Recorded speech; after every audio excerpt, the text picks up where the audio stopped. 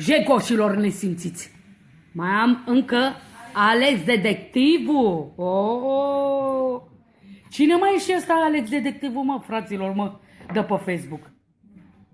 Un detectiv mare, cine-o fi? Eu cred că e un gunoi. Și ce a spus? Fă, ești dus, nu-ți mai trimite copiii la cerșit? Păi eu am copii, mă. Alex Detectivul. Pupa mai în pizdă.